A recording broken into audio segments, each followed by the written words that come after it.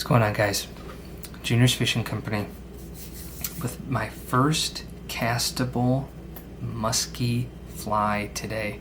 About 10 and a half, a little bit more, 10 and a half inches or so, a little bit under 11 musky fly. So what I did was I've got a hackle tail with a single red schlappen feather, and then I lead up to, for the first time I saw this in a video, a ostrich hackle wrap. So you split the ostrich stem and you wrap the feathers on it. This is obviously an all black bait. Sometimes it's a little bit tough to see everything in an all black bait, but a really cool ostrich wrap. I've got just a little bit of flash in there, and then two really giant reverse stacks of black bucktail. And you can see, I mean, this stuff is just really airy. So I left the angle of this hair a little bit higher, maybe not as high as some people. You could do it as tall as you want, but this stuff is really gonna bend down really easily in the water. I tied something kind of similar to this just when I was messing around on the bench. It had a white bottom with a really colorful top and kind of a green and white feather tail. It turned out really cool, but I wanted to make a darker one. I added just a tiny bit of color to that tail. The red will be buried decently, but you're going to see it just enough, I think, when it's swimming in the water. That little red tail is going to kind of kick and pop out in different spots. I'm going to go over some of the details of the hook and the weight and the shank that I used to tie some of this material on just in a second, but I wanted to show you right at the beginning of kind of the final product of this bait. Super cool. Couple firsts for me with the ostrich and stuff like that. First musky fly of the season, but let's tie it up. All right, so before I start tying, I kind of wanted to go in just a couple little details about how I rigged this whole thing up. I'll put some chapters that you're welcome to skip over some of these little details, but when I wanted to add some weight to this, I was having trouble because I couldn't take up any room on this shank. And so, but I wanted it to be heavy enough where I'm going to be able to cast this with a bigger rod. So what I did was I just took my thinnest stainless steel wire, typically that I would use for like an inline or something like that. I took some of the stainless steel wire and I kind of just fed these two 10 millimeter tungsten beads on here. And I don't know if you can see that, but I bent the little wire after I passed it through that, well, I guess it might be the first bead, just so that would stay put. And then I left a little bit of wire coming up onto the shank of this hook, and I glued it and then just wrapped it. I actually wrapped this with 280 UTC or whatever, just to make sure that I could really ream down on it. And I really just tried to keep it as straight as I could. The last one that I tied, when I put on this little shank, and I can talk about this in a sec, the bump of the bead made this go up just a little bit. So I made sure that when I put this second bead on, that the slot was actually running straight from the shank. So when I put down this articulation, shank or whatever, that it's going to fit right into there, and I'm going to have plenty of room. It's not going to get lifted up. It can't get lifted. It can't get pushed down because the bead's right there. So this is two 10 millimeter tungsten beads with the hook and some of the wire, I guess. It ends up being between a ½ ounce and 3/4 of an ounce. It's like 18 grams, but I've tested out a couple of these, and this is going to be kind of on the heavier side. You can definitely lighten this load a little bit and still get some pretty good casts out of it. But that is the thinking I had behind this hook. And then I had a 40 millimeter shank right here. You're going to see a little black line on there. And I'm going to put this on, and that black line is just kind of showing me two things: where it should sit on the bead, and then where I'm going to end up taking this hook out. I'm going to tie on this, where I can tie up to the point where I can tie, where I'm not going to be hitting that bead. And the only thing I really wanted to be careful with was how much gap I'm going to have between this shank and the point of my hook. And I figured if I can stick my thumb easily in between, then a fish's mouth is easily going to fit in there. So it ended up getting a little complicated, but stuff like this, I have a gas doing it, just sitting here trying to think of different ways to add weight to these hooks. But again, I don't know if I've mentioned this, a 6/0 Gunner GB Ahrex swimbait hook. I'm going to get this shank in, and we can finally start tying up. Alright, so the first thing I'm going to do is I'm going to put down my hackle feathers. I've got really about 8 here. They're 95% of this bait is black.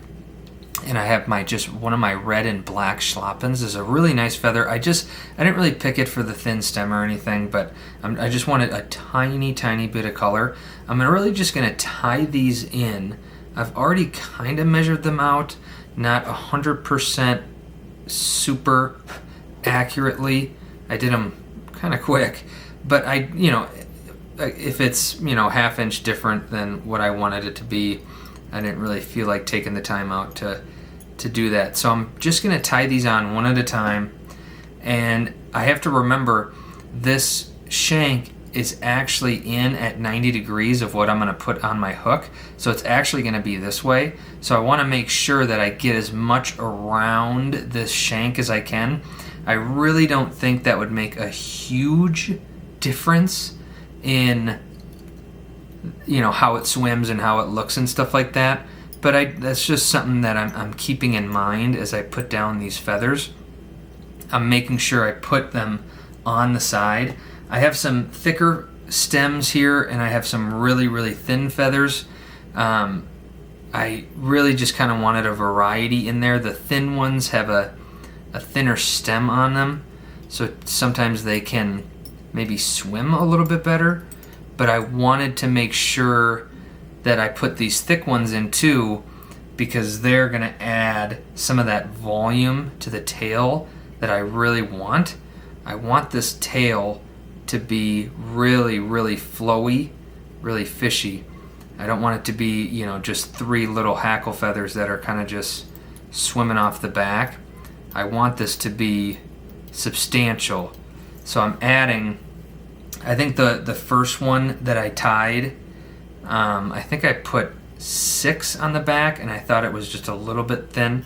So I'm going to actually put this red one on, it looks like, the side, but it's going to actually end up being the top of, so I'm going to just put this on the top because I want this feather to be on the top of my bait.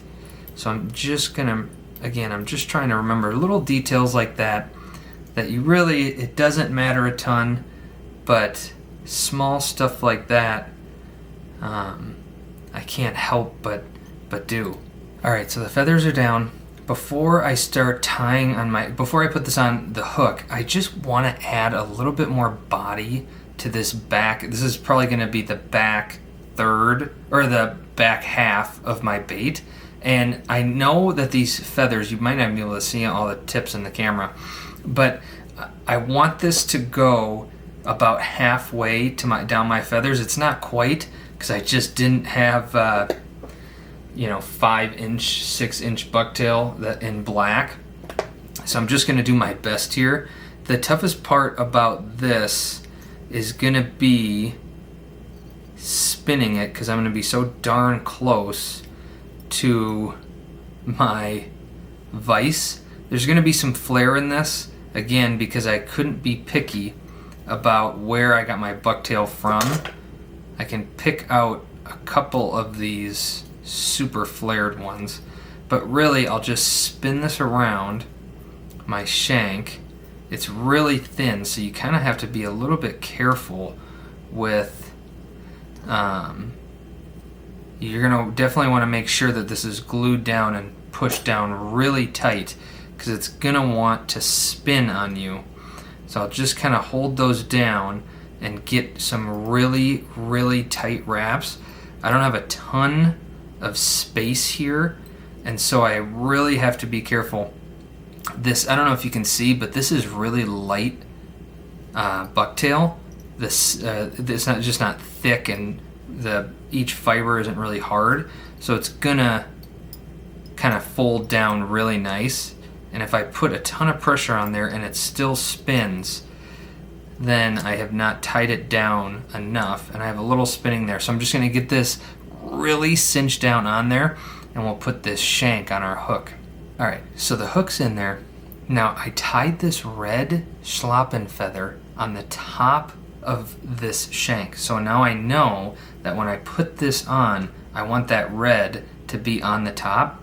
So I put this wire down that is holding the beads, and I'm gonna line this tip up right with that, because if I go too far, then I'm kind of gonna have a weird tying point, and if I don't go far enough, it's gonna be the same thing but on the other side. If I line these up, I can tie right on top, and then my second tie on this shank can be right after. I'm gonna actually end up putting down this 280 again, and I'm not gonna use, I wanna use as little thread as I can get away with, because I don't wanna build up. This 280 will really build up on you. And then I'm just gonna put this little shank on, and I know this is about my top, so I'll fit that right on there. I'm just gonna make sure all this is there, and then I'm gonna put a bunch of super glue down and just really cement this in there. So I'm gonna get some mono down, and I don't really have to, you don't really have to perfectly wrap this, because again, it's just gonna stick to that glue. So that what I'm gonna do here is a little, I watched a Gunnar Bramer video, and he did this, and I know he's not the first. You can buy raptor hackle, and that's kind of how it's described, is when you have raptor hackle, but that's kind of, maybe that's the original one, I don't know. This is ostrich, so I soaked an ostrich stem in water for, I don't know, 20 minutes, and then I just peeled the little skin, or whatever you'd call it, off of the thick stem, and I'm just gonna wrap this like hackle. I wanna make sure that it's gonna be kind of facing me, so that first wrap is gonna be nice and slick. So I'll just get that, maybe a couple more tight wraps. I'll come down here, and I'm just gonna wrap this. I'm not gonna necessarily use hackle pliers. You could get it wet, that might help. I'm just gonna try and get this. I've only done this twice before, so I'll get that wrapped. And I don't know how many wraps I'm gonna get out of this, but I'm gonna stay on these shanks. So if that is 2 wraps, it's 2 wraps. If it's 8, it's 8. I'm guessing it'll probably be 2 or 3, because this is a really thick ostrich stem.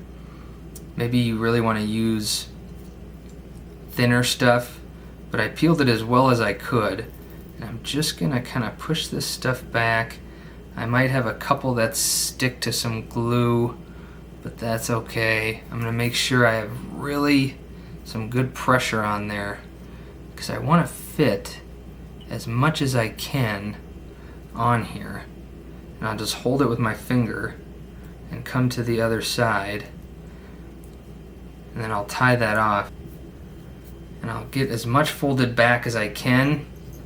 But if I end up having to trim some of these off, that's just the way it goes.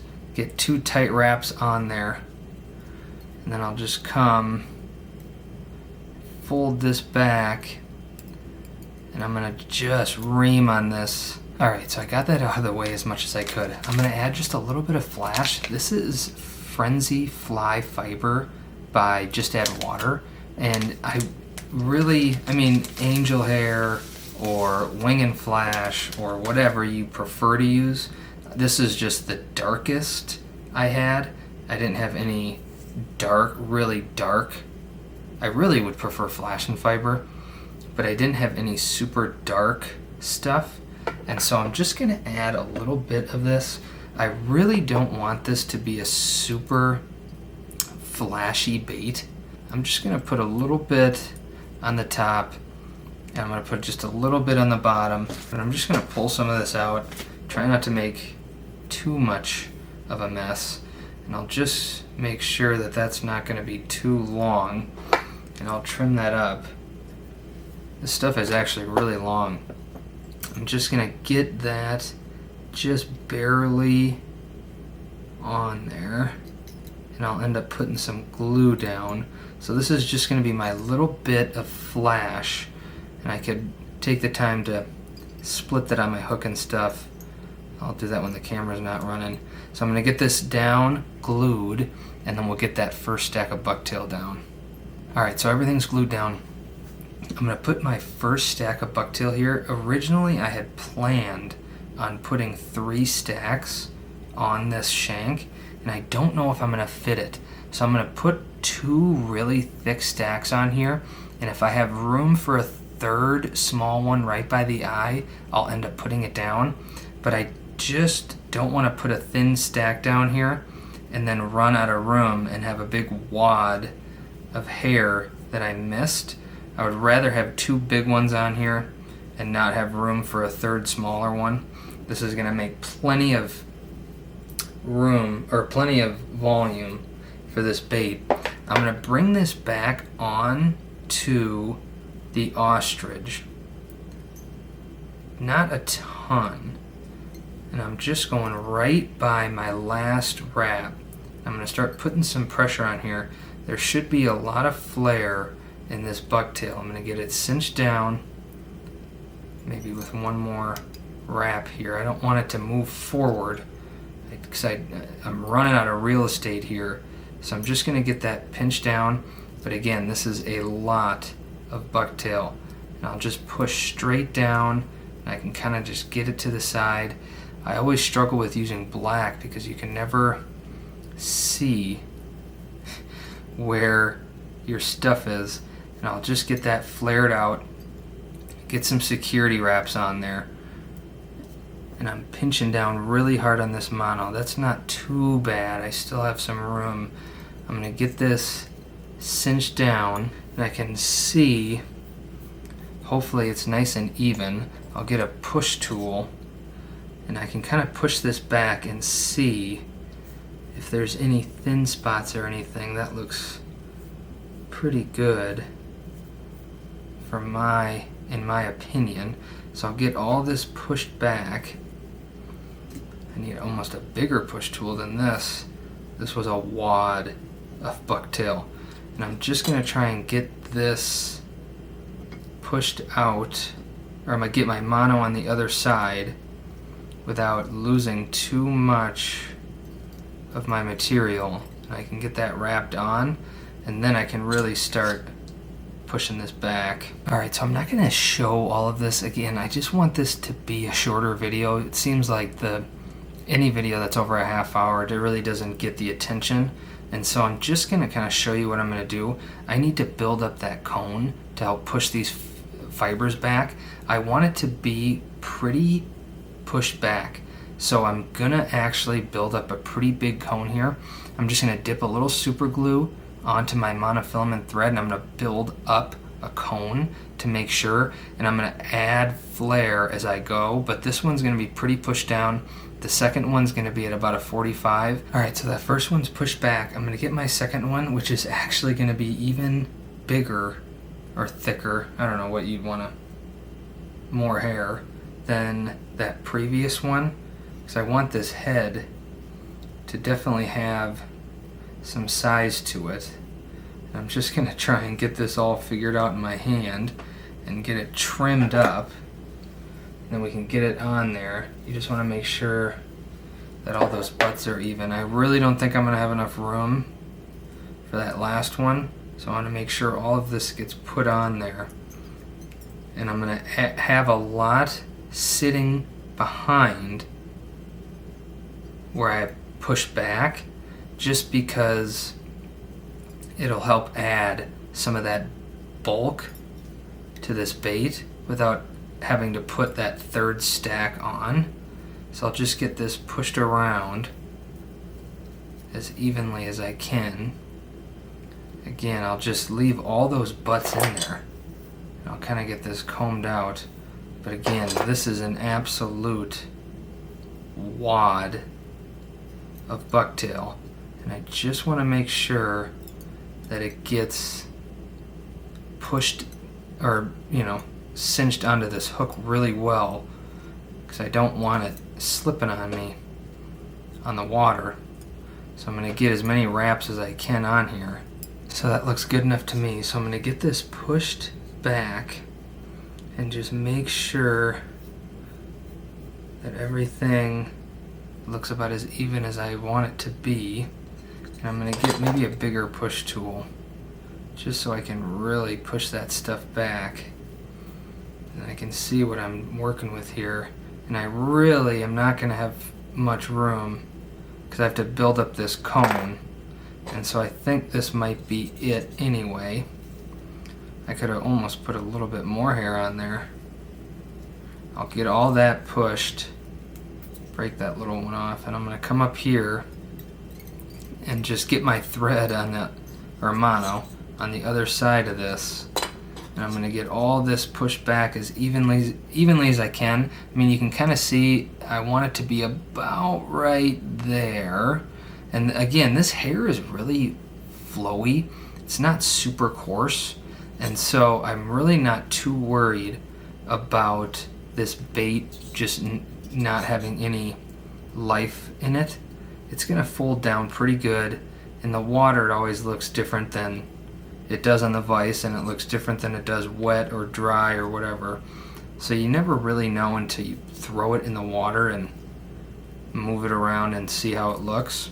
So I'm going to get this kind of tied down and we'll see how we're working.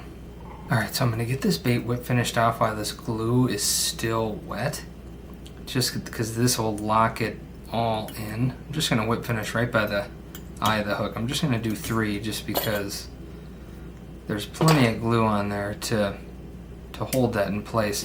I really wish I might have been able to sneak a little bit more in there, but I really didn't want to ruin it.